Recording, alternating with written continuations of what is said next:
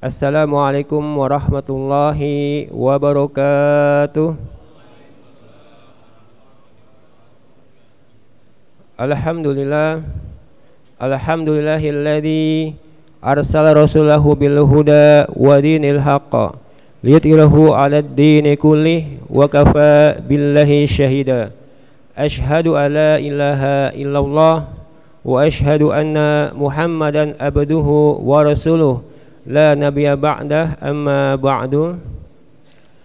Ma'asyiral sidang Jumat yang berbahagia, yang insyaallah dimuliakan Allah Subhanahu wa taala. Pertama-tama mari kita panjatkan syukur kita kepada Allah Subhanahu wa taala yang telah memberikan begitu banyak nikmatnya kepada kita, terutama nikmat iman dan nikmat Islam, sehingga alhamdulillah pada siang hari ini kita masih dapat melaksanakan salah satu kewajiban kita, yaitu salat Jumat.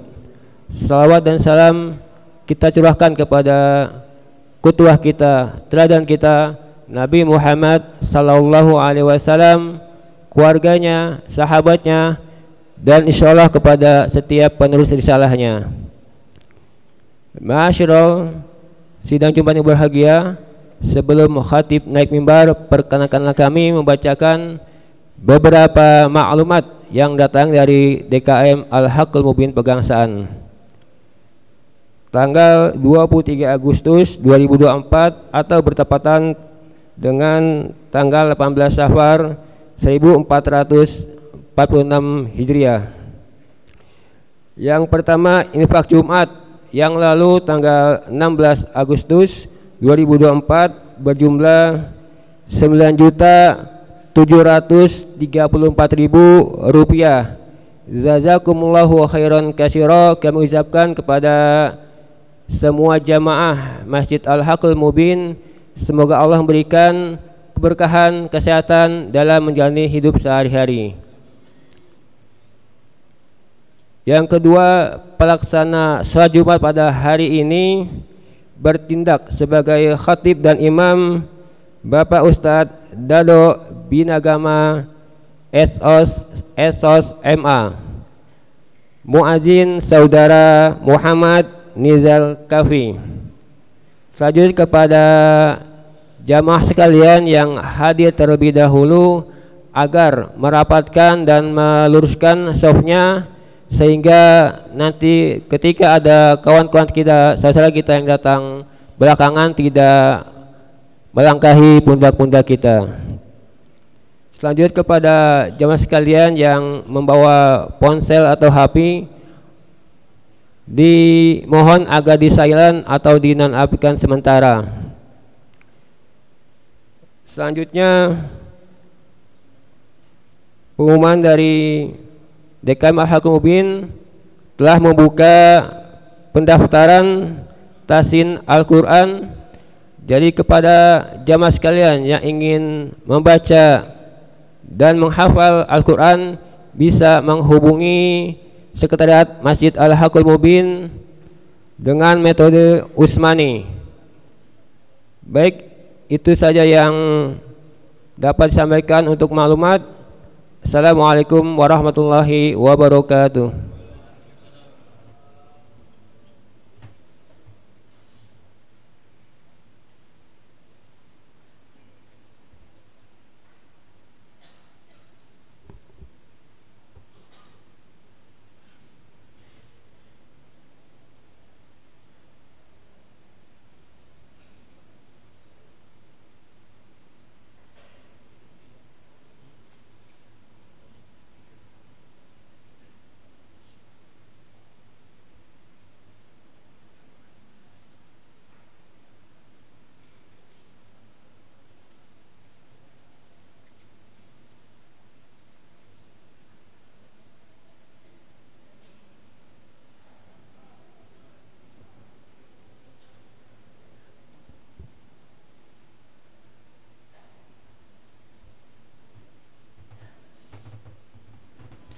Assalamualaikum warahmatullahi wabarakatuh.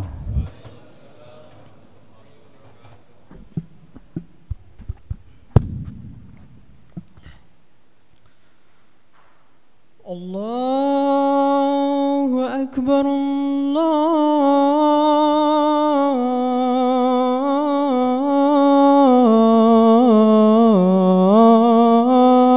الله أكبر الله أكبر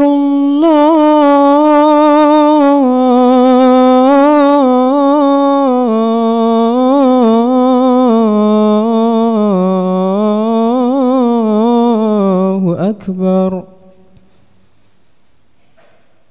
أشهد أن لا إله إلا الله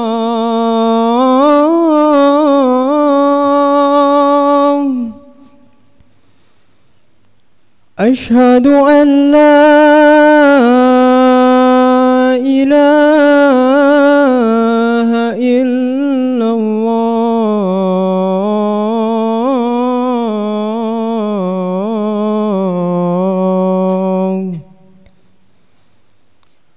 أشهد أن محمدًا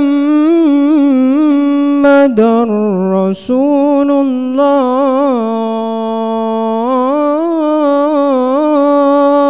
الله أشهد أن محمدًا رسول الله حي على الصلاة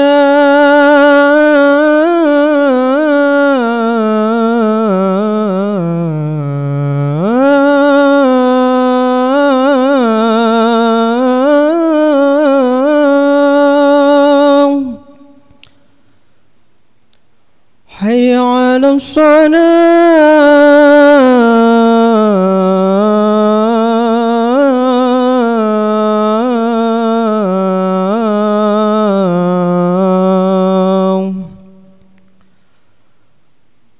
حي على الفلاح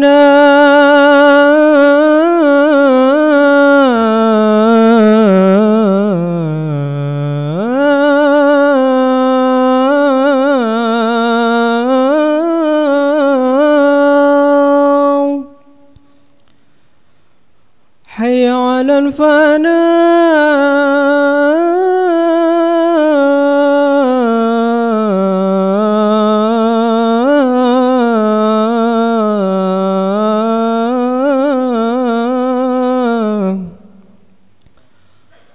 الله أكبر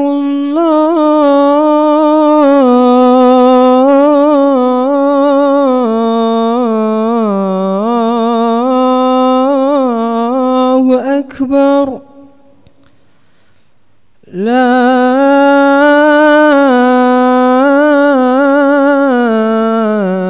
إله إلا الله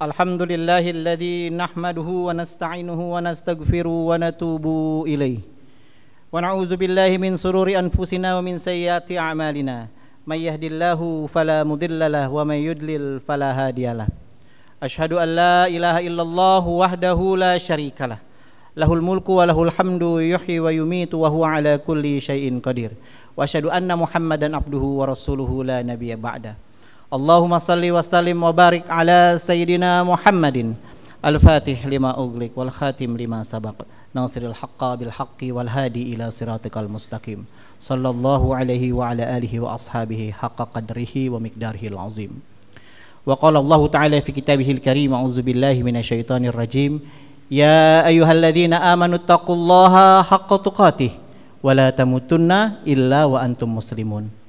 Wa qala Rasulullah sallallahu alaihi wasallam ittaqillaha haitsuma kunta wa atbi'is sayhatal hasanata tamhuha wa khaliqin nasa bi khuluqin hasanin. Shadaqallahul azim wa shadaqa Rasulullah sallallahu alaihi wasallam.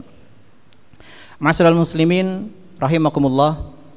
Segala puji bagi Allah atas segala runcahan nikmat, karunia dan berkahnya pada kita hingga detik ini.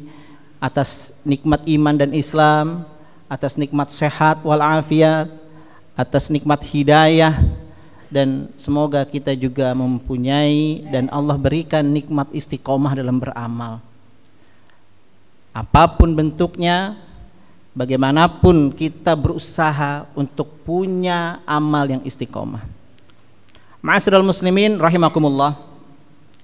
Dalam surah At-Taghabun ayat 15, a'udzubillahi minasyaitonir rajim. Bismillahirrahmanirrahim. Innama amwalukum wa auladukum fitnah. Wallahu indahu ajrun azim.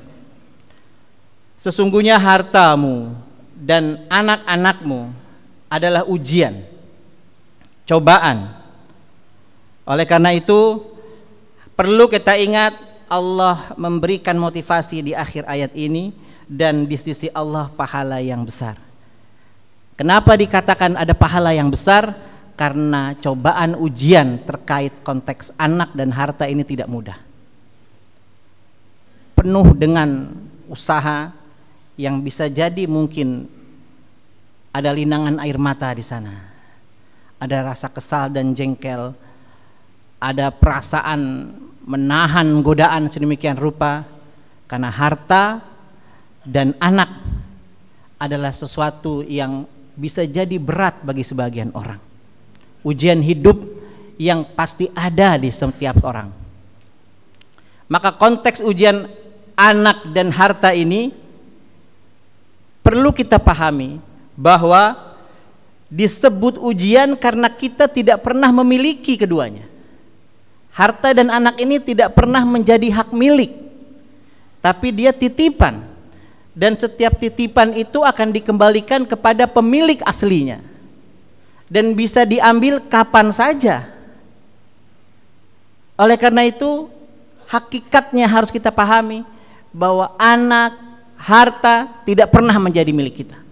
Dia hanya titipan, yang titipan itu harus dijaga dengan baik. Dalam konteks anak, bagaimana kita kasih makan dengan makanan yang halal, kita didik, kita asuh, kita rawat, sehingga nanti pertanggungjawabannya di hadapan Allah akan meringankan kita. Dalam konteks harta, bagaimana cara kita meraihnya dan mendapatkannya itu, dan kemana kita belanjakannya itu. Kalau kita berada di jalan yang benar, maka insya Allah ngambilnya dengan cara yang halal, dikeluarkannya pun dengan cara yang halal. Dengan begitu anak maupun harta akan meringankan kita di hari pertanggungjawaban kelak, bukan justru malah membuat kita sulit mempertanggungjawabkan itu semua. Ma'asyiral muslimin rahimakumullah. Tafakkur ayat ini adalah yang pertama, kenapa anak dan harta itu disebut ujian? Karena ujian ada masanya. Ujian tidak selamanya. Oleh karena itu kita harus paham bahwa saat ini kita memiliki harta, saat ini kita memiliki anak, itu ada masa menjaganya. Sampai dengan anak kita akil balik atau mereka menikah, mereka tumbuh dewasa, maka selesai sudah. Dan harta juga demikian. Selama kita jaga dan kita nafkahkan di jalan Allah, maka selesai sudah. Tapi yang kita simpan, yang belum kita belanjakan itu, itulah yang nanti akan diminta pertanggungjawabannya, akan kemana kita keluarkan. Ma'asyiral muslimin rahimakumullah. Maka apa tafakkur kita yang kedua dari surah Taghabun ayat 15 ini adalah ujian itu punya tujuan. Ujian tidak ada yang berjalan begitu saja tanpa tujuan. Artinya tujuan dari ujian adalah untuk melihat hasil akhir. Apakah kita berhasil atau tidak? Mendidik anak, menjaga harta, apakah kita termasuk orang yang berhasil atau tidak? Hanya kita yang tahu. Dan kalau kita termasuk anak yang berhasil, orang yang berhasil mendidik dan menjaga anak kita, termasuk orang yang berhasil meraih harta dengan cara yang halal, tidak tertipu, tidak tergoda dan terganggu dengan cara-cara yang lain, dan kita pun membelanjakannya dengan cara yang benar sesuai syariat, maka kita termasuk orang yang berhasil dari ujian itu. Ma'asyiral muslimin rahimakumullah. Lalu apa yang ketiga? Yang ketiga adalah karena ia disebut ujian, maka ujian itu ada konsekuensinya. Konsekuensinya apa? Ketika kita meraih kebaikan dari ujian itu, maka kita termasuk orang-orang yang mendapatkan pahala dan keuntungan. Sebaliknya, jika kita gagal dalam ujian, maka kita termasuk orang-orang yang tidak beruntung, bahkan kemungkinan besar kita akan mendapatkan penyesalan. Maka dari itu kita harus ingat apa yang Allah katakan ajrun azim tadi, bahwa ada pahala yang besar. Itu motivasi buat kita bahwa ujian ini seberat apapun ada konsekuensinya berupa pahala yang besar seandainya kita berhasil melewatinya. Ma'asyiral muslimin rahimakumullah. Ujian itu sebagaimana rizki, tidak tertukar, tidak pernah salah alamat dan tidak mungkin. Oleh karena itu, dalam hal ini kita perlu meyakini diri kita agar jangan terlalu berlebihan menyikapi harta dan anak kita. Jangan terlalu merasa bahwa anak kita bisa kita didik dan kita bentuk sesuai dengan keinginan kita, sehingga jika tidak berhasil maka kita yang stres, kita yang sedih. Oleh karena itu hadirin sekalian yang dirahmati Allah, perlu kita ingat salah satu hal yang paling sederhana dalam mendidik anak, di mana setiap kita sebut itu adalah doa, adalah ketika kita memberikan nama anak kita. Dari awal ia lahir, jangan sembarangan kita berikan, karena itu adalah doa. Sebagaimana dalam sebuah hadis Rasulullah SAW bersabda agar kita memberikan nama-nama yang baik buat anak-anak kita. Kenapa? Karena di yaumil mahsyar, di yaumil mizan kelak, di hari pertanggungjawabkan, anak-anak kita akan dipanggil berserta nama-nama kita. Rasulullah mengatakan, berilah nama-nama yang baik bagi anak kalian, karena anak-anak kalian akan dipanggil berserta nama bapak-bapaknya. Itu hal yang paling sederhana, bahwa dalam memberikan nama saja kita harus tidak sembarangan. Ma'asyiral muslimin rahimakumullah. Maka dalam konteks mendidik anak ini ada seorang ulama yang bisa kita jadikan rujukan untuk mendidik anak kita. Di akhir khutbah yang singkat ini, seorang ulama, guru besar yang lahir di kota Damaskus, Syria, yang wafat pada Agustus 1987 silam, pada bulan ini, di tahun 1987. Dalam bukunya Ensiklopedi Pendidikan Akhlak Mulia, Panduan Mendidik Anak, ada 5 cara menurut ulama ini. Ulama ini bernama Abdullah Nasih Ulwan, seorang profesor, seorang guru besar di Universitas Islam Madinah, di Universitas Islam King Abdul Aziz Jeddah. Apa yang beliau rumuskan dalam buku yang menjadi bestseller ini? Pendidikan akhlak mulia. Yang pertama, menurut beliau, ketika kita mendidik anak, polanya dengan keteladanan. Itu yang pertama. Seorang ayah dalam mendidik anak jangan cuma bisa berteori saja, jangan cuma bisa berdalil saja, tapi keteladanannya tidak ditampakkan. Yang kedua, menurut beliau, dalam mendidik anak diutamakan dengan cara kebiasaan, pembiasaan. Dalam hal ini jika kita serahkan ke sekolah-sekolah Islam atau pesantren, lembaga pendidikan Islam yang lain, maka kita akan tertolong sebagai orang tua. Tapi bukan berarti tanggung jawabnya pindah. Tetap tanggung jawabnya di orang tuanya, karena yang akan ditanya orang tuanya, bukan gurunya, apalagi lembaga sekolahnya. Oleh karena itu, ketika kita menitipkan anak kita ke lembaga pendidikan yang kredibel, yang qualified, maka itu adalah bagian dari usaha kita mempertanggungjawabkan di hadapan Allah. Dan yang ketiga, hadirin sekalian yang dirahmati Allah, pola mendidik anak menurut Profesor Abdullah Nasih Ulwan adalah dengan cara memberikan nasihat. Nasihat kehidupan, nasihat-nasihat bijak. Maka beruntung jika ada anak yang ayahnya paham dengan nilai-nilai agama, ayahnya menghafal beberapa surah dalam Al-Quran, beberapa hadis, sehingga ia bisa menyampaikan. Ayahnya paham sirah nabawiyah, sehingga ia bisa bercerita tentang bagaimana Rasulullah SAW dan para sahabat dahulu. Nasihat-nasihat seperti ini bisa dilakukan antara ayah dan anak. Masyaallah muslimin rahimakumullah, maka yang keempat adalah pola mendidik anak yang bisa kita terapkan adalah dengan perhatian dan pengawasan. Jadi tadi ada keteladanan, ada pembiasaan, ada nasihat, sekarang dengan pola pengawasan. Bagaimana kita memberikan perhatian kepada mereka, kita berikan mereka juga reward dan punishment. Ini yang menjadi yang kelima. Kita berikan mereka apresiasi ketika melakukan kebaikan, dan kita tegur mereka ketika mereka melanggar prinsip-prinsip, dan kita beritahu kenapa mereka salah dan kenapa mereka dihukum. Tidak hanya sekedar menghukum tanpa memberikan alasan kenapa mereka dihukum. Oleh karena itu hadirin sekalian yang dirahmati Allah, kita bisa menerapkan ini di kehidupan kita dalam rangka menjalankan amanah menjaga anak kita. Di kesempatan yang singkat ini tidak bisa kita bahas kedua-duanya, bagaimana harta dan anak itu menjadi ujian. Mari kita fokus pada satu di antaranya, yaitu anak. Maka sebagai penutupnya dalam khutbah yang singkat ini, setiap kita sebagai ayah perlu untuk mendawamkan doa-doa dalam Al-Quran. Setidaknya doa Nabi Ibrahim, bapak para nabi, yang doanya diabadikan dalam Al-Quran. Kita sepintar apapun mendidik anak, tidak bisa bahwa itu hanya karena buah usaha kita. Tapi kita lupa bahwa yang membentuk, yang menciptakan itu adalah Allah Azza wa Jalla. Maka kita perlu bergantung kepada Allah. Dan ketika mentok, perlu kita katakan la haula wala quwata illa billah.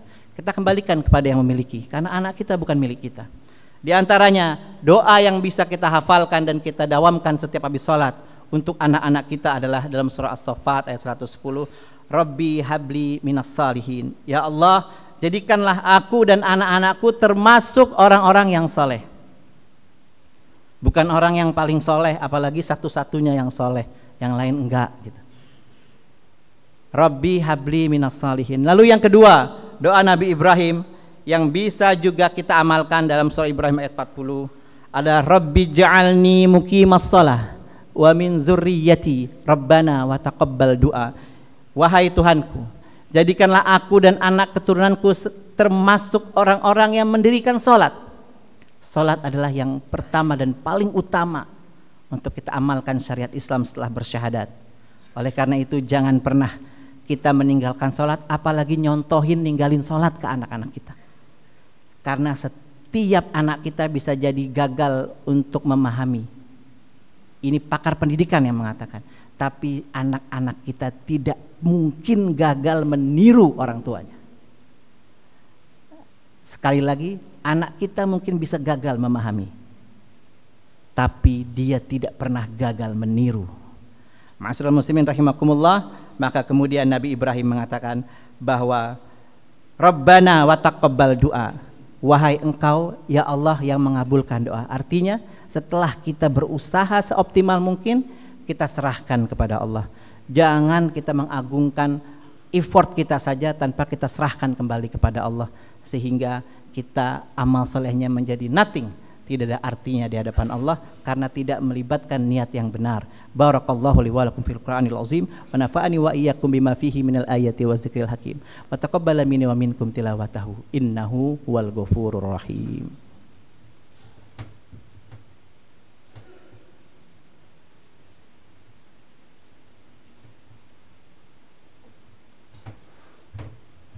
Alhamdulillah, alhamdulillahilladzi khalaqal mauta wal hayata liyabluwakum ayyukum ahsanu amala wa huwal azizul ghafur. Asyhadu an la ilaha illallah wahdahu la syarikalah wa asyhadu anna Muhammadan abduhu wa rasuluhu la nabiyya ba'da.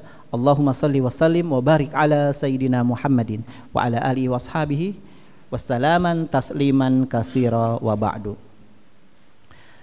Wa qala Allah ta'ala fi kitabihil karim, a'udzubillahi minasyaitonir rajim. Ya ayyuhalladzina amanu taqullaha wal tanzur nafsum ma qaddamat ligad wattaqullaha innallaha khabirum bima ta'malun. Shadaqallahul azim. Ma'asyiral muslimin rahimakumullah. Innama amwalukum wa auladukum fitnah. Semoga kita termasuk orang-orang yang bisa melalui ujian anak dan harta ini dengan cara yang baik, sehingga kita mendapatkan pahala yang besar dari Allah. Indahu ajrun azim.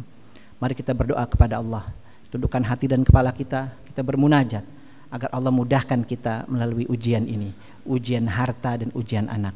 Kita awal dengan istighfar, astaghfirullahalazim, astaghfirullahalazim, astaghfirullahalazim. Kita mari perbanyak sholawat kepada Nabi Muhammad sallallahu alaihi wasallam.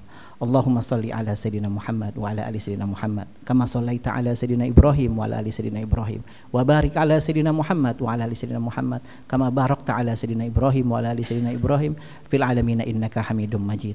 Rabballahumma an sadatina Abi Bakar wa Umar wa Utsman wa Ali wa ni sahabati Rasulillah ajma'in wa ni tabi'in wa tabi'i tabi'in wa tabi'ihim bi ihsan ila yaumiddin wa alaina ma'ahum bi rahmatika ya arhamar rahimin.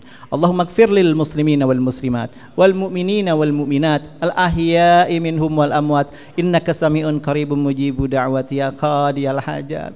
Allahumma ansur man nasaraddin, Allahumma ansur man nasaraddin, Allahumma ansur man nasaraddin, Allahumma ansur ikhwanana wal mujahidina fi Filistin fi kulli makan wa fi kulli zaman. Allahumma ansurhum warhamhum wa'afihim wa'fu anhum ya hazimal ahzab ihzim a'da'aka a'da'ad-din. Allahumma shattit syamlahum wa mazzik jam'ahum wa zalzil aqdamahum wa qallil adadahum wa alqi fi qulubihim murubbah innaka ala kulli syai'in qadir ya aziz ya jabbar ya mutakabbir. Allahumma inna na'udzubika min jahdil bala wa daraqis syiqa wa su'il qada wa thamatatil a'da min baladina hadza khassah wa min buldanil muslimina ammah bi rahmatika ya arhamar rahimin.